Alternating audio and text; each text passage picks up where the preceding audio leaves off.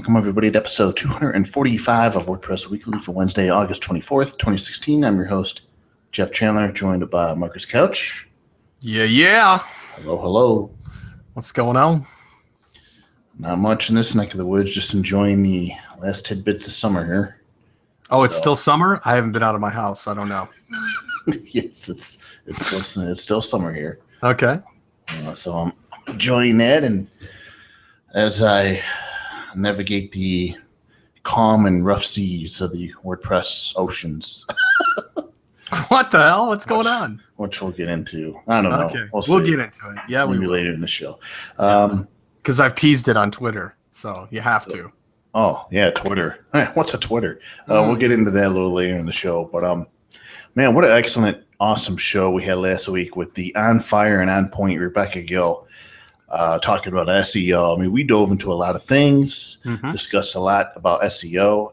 We've gotten quite a few good responses from people regarding that episode, which I'm happy about. And we do have actually a news story that pertains to Google that we'll get into later on in the show that will have some impacts to those SEO impacts to those who use interstitial pop-ups and ads, especially to those who view your site via mobile. So we'll get into that in a little bit. But, yeah, I just wanted to mention, man, we had a great show last week. We did, and that was fun. And I cracked up listening to myself when I heard the show again, give her intro. I don't think I've ever been that into giving an intro before, but that was fun. That was a great show. Rebecca is a great guest, and I hope that we can have her on again soon. So let's talk about some things going on in the WordPress world. And Envato, that company, that umbrella company that has ThemeForce, CodeCanyon, they actually just launched a brand new section called Elements, which is a membership site for design templates and assets. Well, they're celebrating 10 years of being in business. So congratulations to founders Khalis and Syed Taid, who started the company in their garage in Sydney, Australia in 2006. Of course, the first service they launched was ActiveDon, or originally called FlashDon, where they were selling Flash templates, the days where Flash was actually cool. But they expanded from then on to cover quite a few different things. And one of the coolest statistics from their 10 years of business is back on August, or as of this month, August, the Envato's community has actually earned more than $400 million. And believe it or not, a significant part of that revenue comes from WordPress products, which I guess, if WordPress is powering 26% of the web, that's probably understandable. Yeah. I will say one thing about $400 million sold. I know. Products sold. That's a lot. That's a lot of opportunity for people all over the world. There's a lot of people who have complained about they've purchased poorly coded products on CodeCanyon and themes and plugins, and that's all part of the realities of the situation and some negative experiences when it comes to money back guarantees and refunds. But if you take all that aside, it's pretty amazing to see the types of opportunities that Envato has opened up for people all across the world, and that should never be overlooked. No, and I want to say one thing about Envato that is one of the most overlooked sections, which is Graphic River. Yes, that's another one.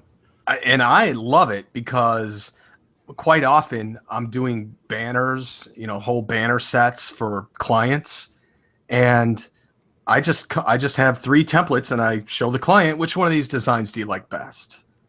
And believe it or not, you can get a complete ad set of every single banner size for like $6 already done. I mean, it's crazy. And then you just mod it up and mock it up to, your customer specifications. But I'll give you an example. I went there because I'm using LearnDash for the membership coach program, and it has the ability to auto create a certificate when you complete a specific course. And I needed a certificate template so that it could overlay the name on top and automatically send that to somebody. So I went to Graphic River and I found one for, I think it was $8, and it worked perfectly. And now that's like that completely fixes my entire need for certificates because I can just mock up different courses and use the same template for $6. You can't go wrong there. So that's a testament to the different sides of Envato. It's not just WordPress stuff. Sometimes you need little scripts, little JavaScripts. Some of the most prolific pieces of code aren't even WordPress plugins there. It's just stuff that runs independently, little JavaScripts and things. So congratulations to everybody over at Envato. I think it's a great business, and I'm glad that they provide an outlet for developers to earn extra money. And those banner kits, is 468 by 60 still a banner, those rectangular ones? You can still use that. The 728 by 90 is the preferred size, which is probably the big large. skyscraper. Skyscraper is either 120 by 600 or 160 by 600.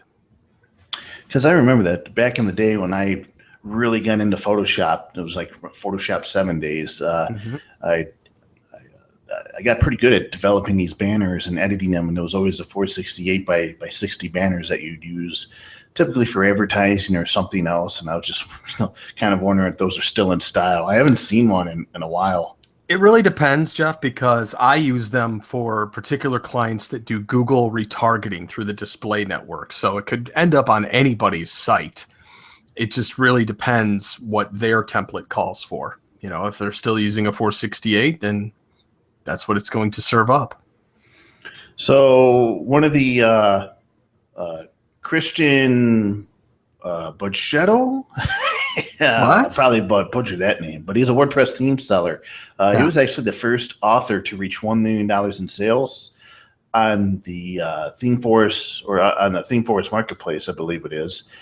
And then that was in somewhere around 2011. But then 4 years later, Theme Fusion, which is the makers of the Avada theme, and I know a lot of our listeners are probably familiar with Avada, they became the first author to reach $10 million in sales. Ooh, wow. So that's just incredible. And I know Kyle Sayin Taid said in the anniversary posts that even though they recently passed $400 million in community earnings, they're aiming for that coveted $1 billion. It's sort of like their internal goal. They want the community to pass $1 billion. And, you know, it's going to be insane. I think it's highly possible as they expand their services and WordPress continues to have the market share that it does on the web.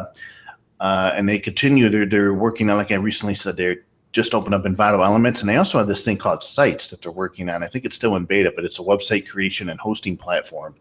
So I mentioned that they have sites, and then they can build into the store mechanism into their sites, so you could shop all of Envato right from a site, have it all hosted, taken care of for you. They're kind of creating the ultimate in-house solution for all of their umbrella products and companies. Yeah, I looked at the Envato Elements, and unfortunately, the elements didn't match anything of design that I was working on or that I have. It seemed like it was more geared towards restaurants, real estate, things like that. So I hope maybe that's just because it's early days. Yeah, I mean, that's probably their biggest market in terms of the repeat customers that buy small little elements. I'm sure they've done their research on that. But for me, I just didn't see a need to spend $19 a month on stuff that I wouldn't use. Yeah, so congrats to Envato, and to $1 billion we go. It would be insane, but it would be really cool to hear one day that they're doing $1 billion annually in community earnings. Wow, what a number.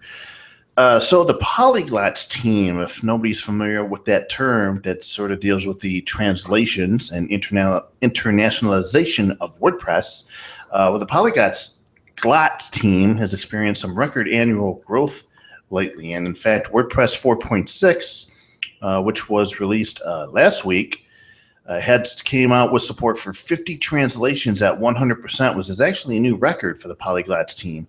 And the team has grown over 114% over the past year and a half. So right now, the Polyglots team is on fire. They're getting new members. They're getting a lot of activity in sprints in India, which is really cool. There's a couple of different languages that they're working on in India, and it's all through this through the process of doing these sprints and some of these mini WordCamp events that are taking place. And there's this language, I think it's Gujarati, but it's another Indian type language that has been translated 100%. It was at 60, but when the contributors got involved, the sprint, they banged it out and got it to 100%. So people who speak Gujarati natively now have a WordPress that's specifically for them. It's based on their language. So right now the team is doing great. They're expanding, and it's great to see that now a whole another section, a segment of the world, WordPress is now available to them in their language. So just really cool what the team over there is doing with translations and languages in WordPress. And how many people speak that language? Let's see. It is about, I want to say 65.5 million worldwide speak Gujarati. Huh. So I'm interested to see what we get out of that. So that's it's not just something a couple people speak. It's quite a few. Well, it sounds to me like if you were a developer and you spoke that, you got a hell of a market right now you can tap into. Well, now you do, for sure. Because if you're going to tap into clients, then they're going to want to use the back end, and now it's translated. So, heck, I might pull out Rosetta Stone. So, yeah, congrats to the team, and hopefully the momentum keeps on going throughout the year. And WP Campus, they recently had their first annual event, and now this is a campus focused on WordPress and higher education. And what's cool about this, and maybe at some point I can get Rachel Carden on the air to talk about her story on how this all took place. But one day she put out a tweet, and it said something to the effect of, "Wouldn't it be cool if one day we had a WordCamp that was strictly for higher ed education? Oh, I could just dream." And lo and behold, that ignited the conversation. People started talking about it over the years. A couple of people really interested in the idea got together, started organizing some things. They got the website put together. They got the name of the conference put together. And one thing led to another, and they just recently had their first highly successful event. So congrats to them. But they're currently accepting applications to host the event in 2017. Now, the organizing team is specifically looking for a campus or an educational institution that can help and plan and host the event.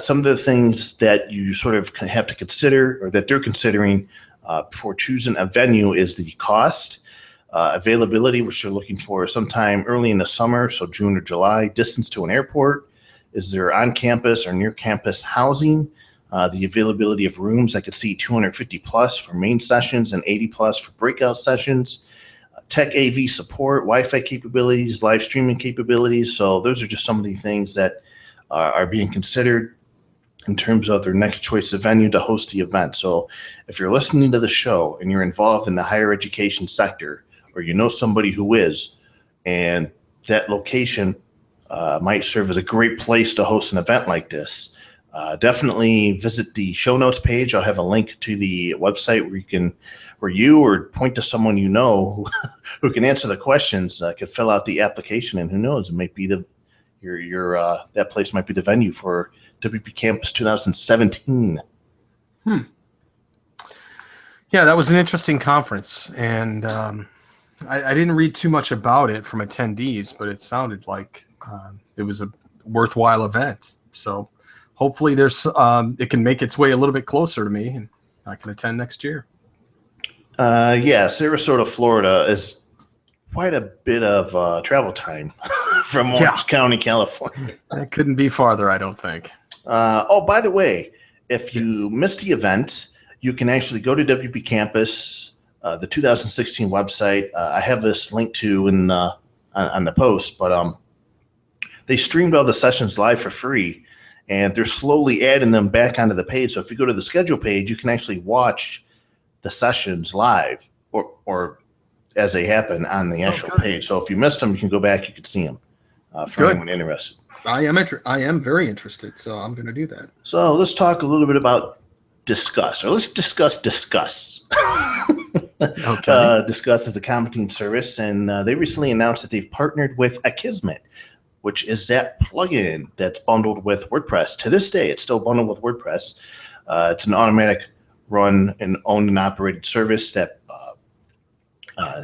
battle spam comments, helps protect sites from spam comments. And so on the Discuss blog, they announced that they have a partnership. And one of the interesting statistics out of the blog post is that they process 1.8 million comments per day, but only about 15,000 or 0.8% of them are spam. I would have thought it was more spam comments than that. Yeah. So I found that a bit surprising. But I guess there used to be a plugin where you can add support or integrate with it now. So this partnership kind of eliminates that, and now they're working together. And Akismet is going to be used for all the comments that go through Discuss's system. So that's one of the big differences there. And that's really all there is to it. So if you happen to use Discuss instead of the WordPress native commenting system, well, you're kind of using Akismet too, because it's integrated with Discuss. So there you go. Even if you don't have Akismet installed, but you have Discuss installed, you're kind of still using Akismet. It's true. But it's good news. The more ways that we could battle spam, the better. And we'll have to see. What I'm interested in seeing is if they come out with statistics. I don't know if the 15,000% are spam that they catch through Akismet through a program or like a beta program, or if that's just what is going on now. So maybe in the future, in a few months, it'd be nice for them to publish some data on how much of that spam has been reduced or that they're detecting with their Akismet integration. That's what I'd be interested in seeing. Yeah, absolutely. It's always mind-boggling how much spam actually comes across. I can't tell you how many people have loved my content, but it's been spam. Or offering me SEO techniques because I'm not using the proper headings in my posts. Right. Oh, but they could give me the first page. All those spam comments. Now, speaking of search engines, and sort of our whole show last week was about SEO, but today this is big news. Google announced that it will begin penalizing pages that have intrusive interstitials, or commonly known as pop-up ads, beginning in 2017. So I'm going to quote this. This is from their official announcement, but they said that pages that show intrusive interstitials provide a poorer experience to users than other pages where content is immediately accessible. This can be problematic on mobile devices where screens are often smaller. To improve the mobile search experience after January 10th, 2017, pages where content is not easily accessible to a user on the transition from the mobile search results may not rank as highly. So they come out and they give a little bit more detail in terms of the different ads, and they identify 3 ad types, which is pop-ups that cover the main content after the user navigates to a page from the search results, either immediately or while the user is browsing the page. Standalone pop-ups that must be dismissed before accessing content. Oh, I hate those. And the use of a layout where the pop-up mimics the above the fold content, but original content has been inlined underneath the fold. So the big thing I want listeners to take away from all this is there's no mention of desktop on here at all. So at this point, I don't think that the desktop way of displaying advertisements is going to be affected or counted by Google at all. It's the mobile stuff that they're concerned with. And the question is, for all those, one of the first things on my mind was, oh man, how is this going to impact all the people who use Opt-in Monster or Pop-Up Maker, or one of the hundreds of other plugins in the WordPress plugin directory that allows you to create pop-ups? And I have not seen an official word from any of those people yet on what they're going to do about it. I have seen some rumblings that maybe they're not too concerned because of the way their plugin works, or maybe you might want to disable these pop-ups on mobile so you don't get penalized. There's still some things that we're working out here, and there's been quite a bit of conversation as to whether it's good or bad for Google to use their position to tell people what they can and can't have on their sites in terms of pop-ups and where they can put them. So there's kind of this balancing act that people have been discussing today on the post, but this has been some of the biggest news of the week. Okay, here's my take on this. Don't listen to Google. The reason is because if you can shut your pop-ups off on mobile, but still put it in line within your content. So it's just a different way that you have to do it in terms of mobile. Second is Google is becoming less and less relevant. You would think that search is a huge metric now, but no, it's social. It's social referrals. And social referrals will always convert a lot higher in terms of website visitors than Google will. It's just a fact. Was it that way 5 years ago? No. Is it that way now? Yes, absolutely. When's the last time you bookmarked anything, Jeff? It's been a little while. When's the last time you clicked on something through either Instagram or when you were on Twitter or Facebook or anything like that someone shared a link with? Almost every time, right? Almost every day. Yeah, exactly. So that in itself tells you that it's not the same world anymore. And I don't care. I'm still going to run pop-ups. I don't, maybe I'll change my tactics for Google in terms of doing an inline rather than an over the content. But is Google going to penalize the New York Times for putting only half the article in and making you register to get the other half? I don't think so. But they put it in their news. They put it in Google News. Yeah, so, and Google actually specified that they will make a few allowances for pop-ups that manage legal obligations such as cookie usage or age verification. Also, login dialogues for pages that are not indexed and banners that use a reasonable amount of screen space and are easily dismissible.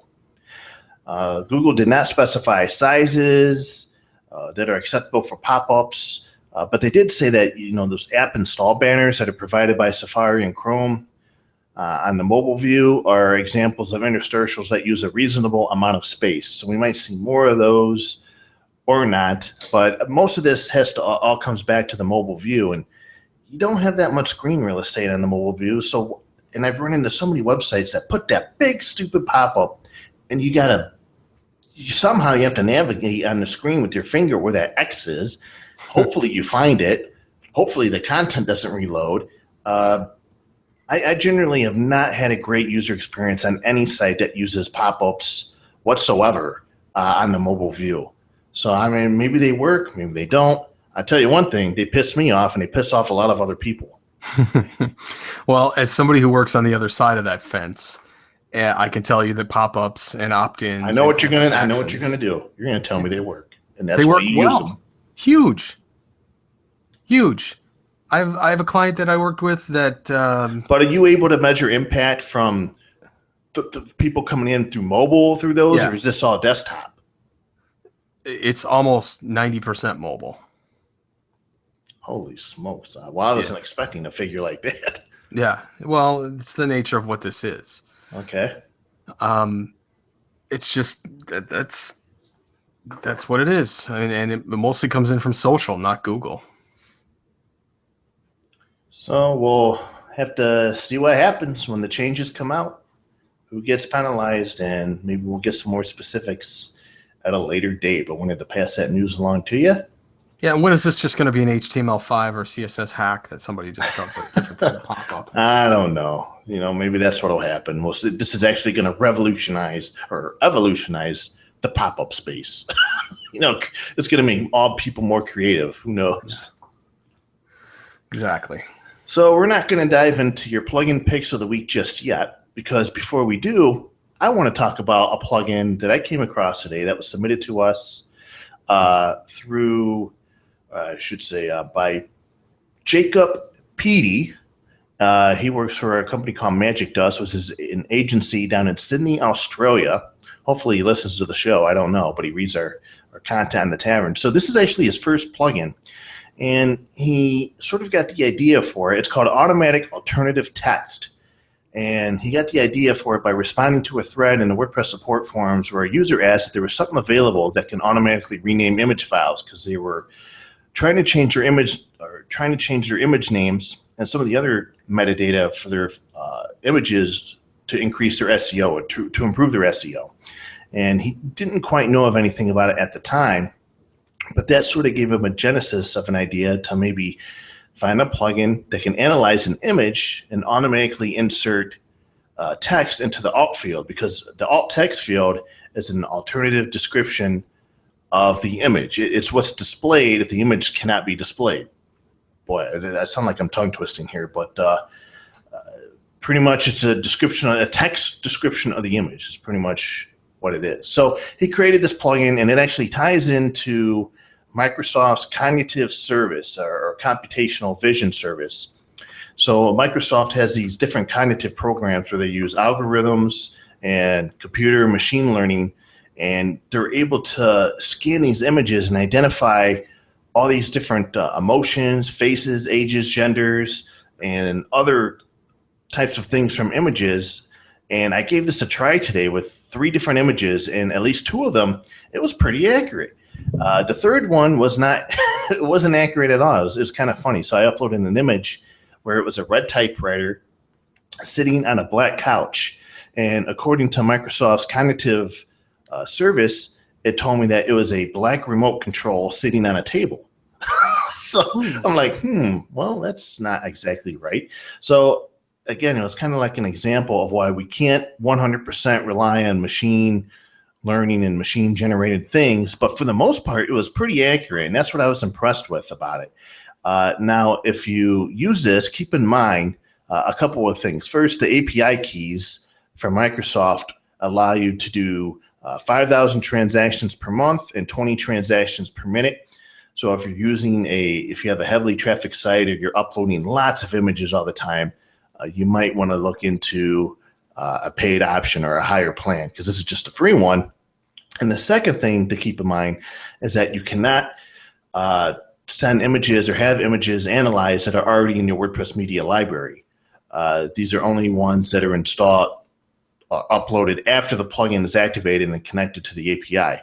So I talked to the author about this, and he said that that's something he's working on. He doesn't quite know the role or road he's going to go down in order to enable those type of features. But I just thought it was kind of a nifty plugin with a cool way of tackling the problem using machine learning, and I just wanted to share that with people. And I think it gives people a great head start. And you can always go in and manually modify things, but to be able to do that automatically in images and to be pretty accurate, I thought was impressive.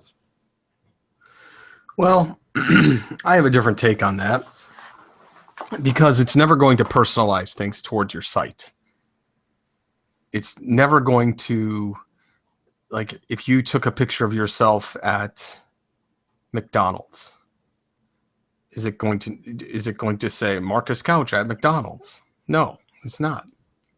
I mean, okay, like for example, one of the test images I used was a bar image. So you see a bunch of beer taps, you see some TV, is a picture in a bar, and the text that was generated was person sitting at night.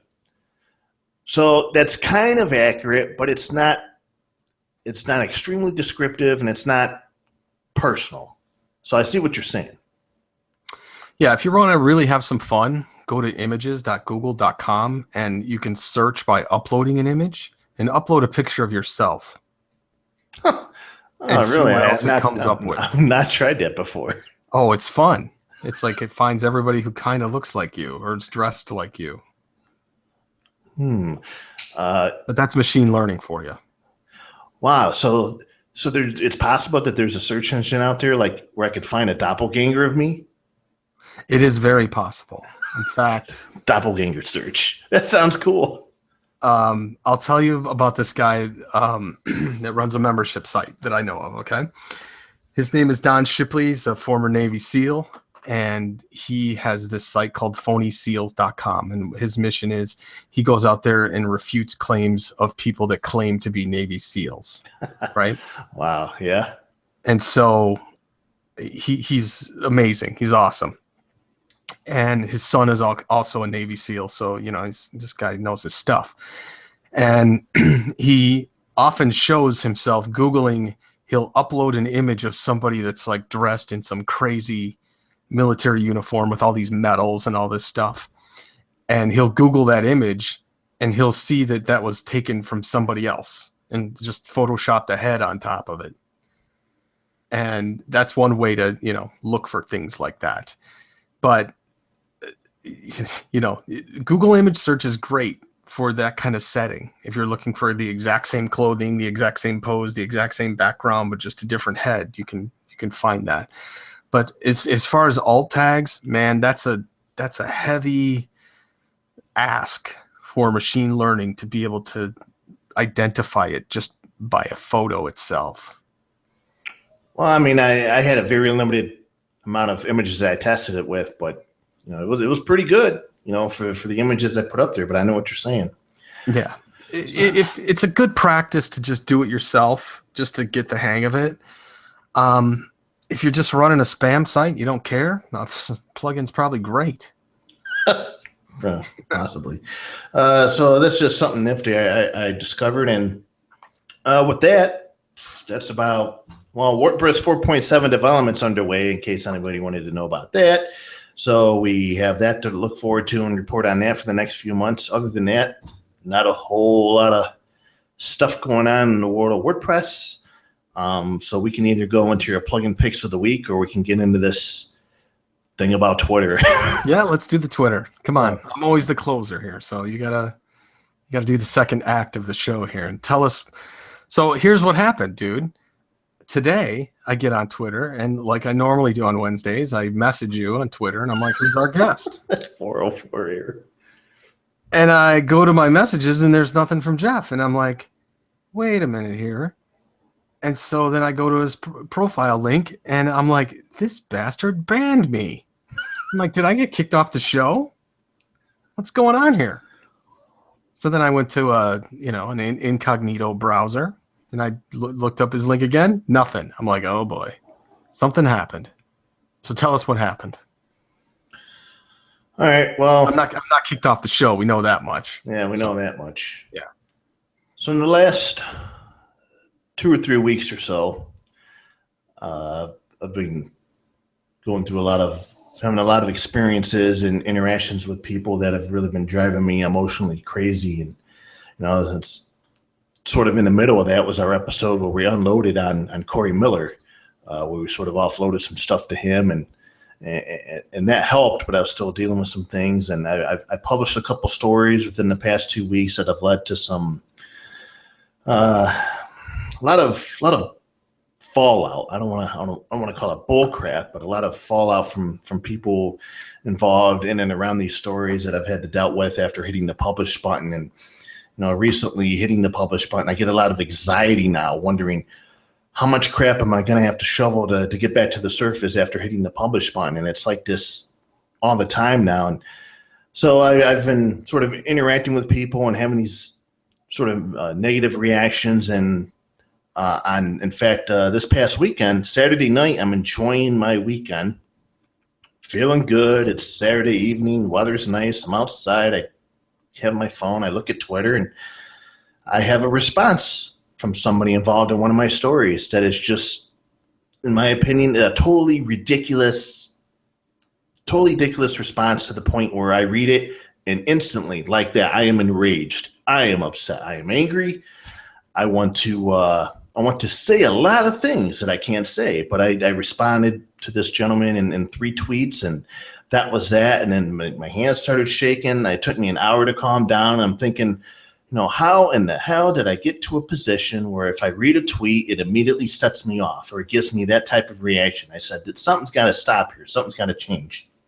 So I continue on with the rest of the weekend, and Monday comes along, and I have another interaction. I sometimes on Twitter, there's real life me, and then there's the me I sort of project out there on Twitter. And sometimes the real me gets out there on Twitter, and I say something like an opinion or something I'm feeling or something I'm thinking, and I get crap from people about it because maybe it's not something I should have said, or they have a different viewpoint of it. And so I had a negative interaction with some people on Monday, and I said, that's it. If this is the way it's going to be, if I'm going to get pissed off this much over somebody's tweets, and it's going to cause me to get nauseous, and looking back at all these things in my work and the interactions on Twitter, it's impacting me physically and emotionally in the past 2 weeks. And I know it probably sounds ludicrous, but it's not.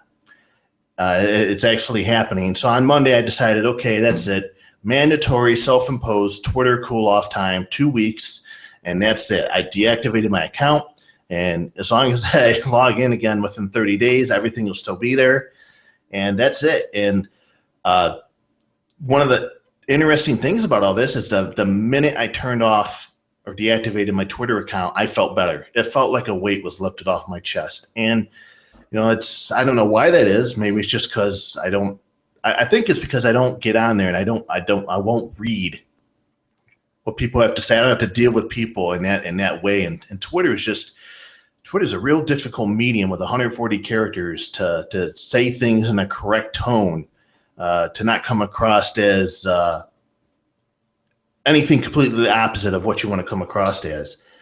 So I've just been taking a break, and it's been about 3 days now. And so Twitter is a big part of my life. It's a big part of my job that's how I interact with people. I do direct messages. That's how I keep in touch with things. And within the past couple of days, I keep trying to load the Twitter app on my phone because it's a habit. I want to check in and see what someone's saying to me so I can get pissed off. but it reminds me that it won't load. And then when it doesn't load, I go and I remember I can't get on Twitter. I'm like, okay, wow, there we go. That feels nice. So there's like the psychological stuff that's been going on where I'll think of something, and normally I'll go right to Twitter and I'll put it on Twitter. Like I have a thought and an opinion, but now I'm tweeting in my head, but nobody sees it. It's like, well, I'll just publish a tweet in my head and that's that. So that's part of the psychological stuff that's been going on where I'm so used to putting that stuff out there on Twitter that now the only place I could put it, or not really put it, but leave it, is in my head. So we'll see what happens. No, we're not going to see what happens. I'm going to ask you a couple questions here. Well, go ahead. All right. So, but first I want to share with you what I've done over the years. Now, I've had some recent things, emailed to me that, pissed me off, but whatever, I'm over it. I've been podcasting since 2004, and believe it or not, I've had tons of people, not tons, but a few people that have said to me, "Oh, your show sucks." And my response to them is always the same. Go get your own podcast and tell me how much I suck on your show. Which inevitably nothing ever happens and no one ever makes a show because they can't, or that's a lot of effort. And that reminds them that, hey, I have to go through that much effort to make a show. So don't come at me like that.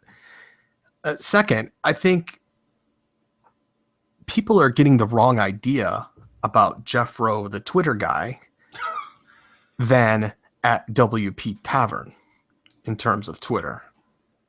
If somebody's got a negative thing to say, they should say it in reference to the site and not necessarily the person. Because you are a person and not just some article machine that spits out WordPress facts. So I think whoever ticked you off is way out of line.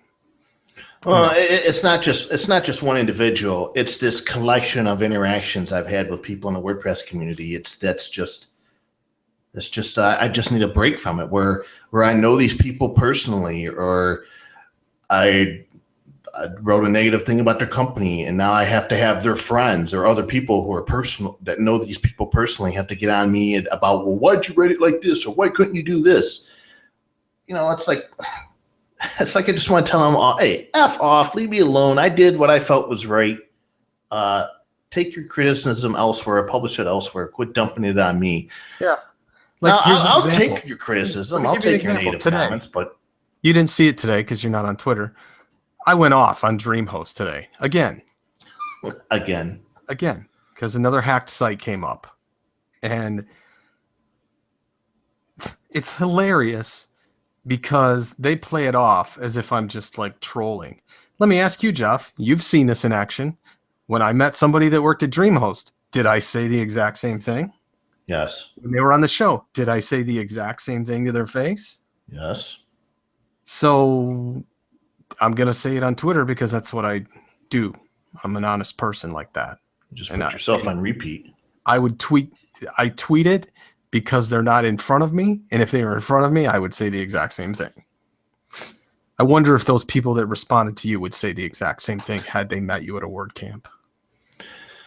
Well, I have no idea. But I do know this, that it'll be, when this experiment is over and I come back on Twitter, I'm going to have a new philosophy, a new approach. Yeah, I'm probably going to unfollow some people that cause me to feel this way all the time, and I'm going to possibly remove the app from my phone because I don't like opening it up on Saturday night and one thing sets me off. That's just ridiculous. So I'm probably just going to open and worry about Twitter during normal business hours and do so from the comfort of my machine, either whether that's the MacBook Pro or on the desktop, and not really take it with me mobile. But I have to say, 3 days without Twitter and interacting with all those people and dealing with the retweets and all that other crap, and whether or not something's a subtweet or whatever other bull crap's going on, has been nice. It's been refreshing, actually.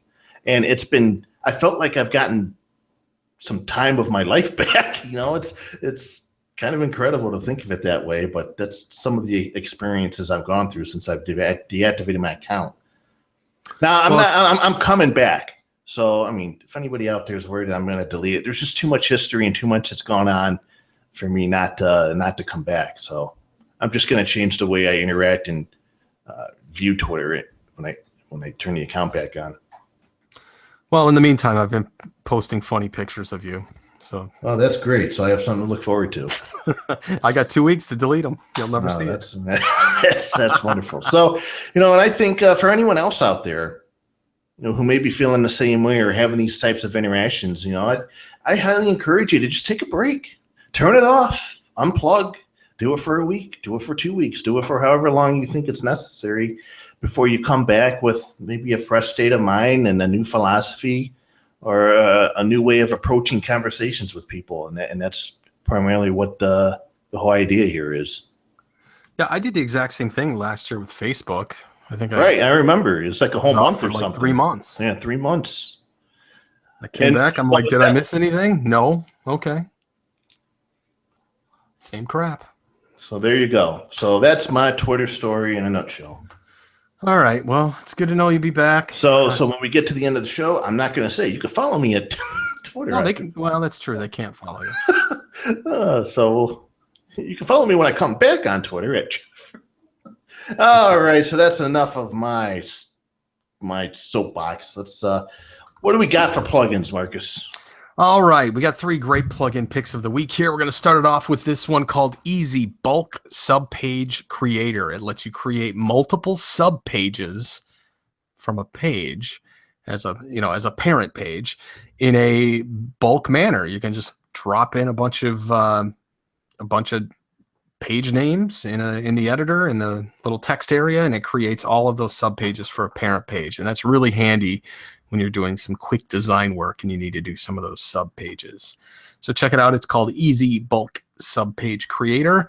The next one is really neat. It's called Templatify. It provides the ability to select custom templates for each post type, even custom post types, just like for pages. So once you activate it, it has a select template box that appears in every post edit screen, and it fills it with different page templates that you have. So that's called Templatify. And finally, if you're an Infusionsoft user like me, you know that Infusionsoft is pretty amazing as far as what it does, but the forms that it creates absolutely suck. They're terrible. It's even worse than Gravity Forms. And this plugin is called FormLift for Infusionsoft Web Forms. And all you have to do is select the unstyled HTML code from every Infusionsoft form, and you paste it in this form editor, and it gives you about 40 different options to choose from. You can make it really cool and intuitive. So if you've got a client or you yourself are using Infusionsoft, you'll want to check out this plugin. It is called FormLift for Infusionsoft Web Forms. And those are my plugin picks of the week. Excelente. So next week we'll have on Gabe from GoDaddy, who's going to give us an update on what's going on over there at the company. one of the things when we did our interview with Matt Mullenweg, we talked about the recommended hosting page, and when we brought up GoDaddy, I remember Matt Mullenweg said they weren't added to the page because they have a lot of work to do. So I forwarded Gabe the question I have ahead of time, and it'd be nice to hear him or get his take on what that answer means and what work they're doing, or that the company has to do in order to get on that page. So that'll be interesting. Of course, all the other stuff going on over at GoDaddy as well. Yes. So that's going to do it for this episode of WordPress Weekly. You can find show notes for this episode and all previous episodes on WPTavern.com. And you can follow me on Twitter at WP10. No, not necessarily. Just go to @Jeffro, JEFFR0, but come back in 2 weeks or something and follow me or whatever. Or just bookmark the Twitter page for that account because it'll be active once I come back. How about you, Marcus? Are you still on Twitter? I still am on Twitter. However, I do want to say one thing to all the listeners. We haven't had an iTunes review since June 2nd, and that's pathetic. It's pathetic. Pathetic. Why do I do a show every Wednesday if nobody's going to leave us a review? Why? I ask myself that. Well, it's been a while since we've asked, so I guess we should politely ask. I'm saying it now. It's pathetic. We need to pick up the pace. Leave us an iTunes review. We give you an hour of content every single week. You can't take 2 minutes one time in your life to leave us a review? Come on. Give me a break. You can follow me on Twitter at Marcus Couch. You can go to my website, which is Membership Coach. And I'm going to be making fun of you on Twitter for 2 weeks now. So follow me on Twitter at Marcus Couch and see how much I make fun of him. I appreciate that. And I will not give you any reactions because I will not know it's taking place. So we both win. So there you go. Everybody enjoy the rest of your week. We'll talk to you again next Wednesday evening. Till then, bye-bye.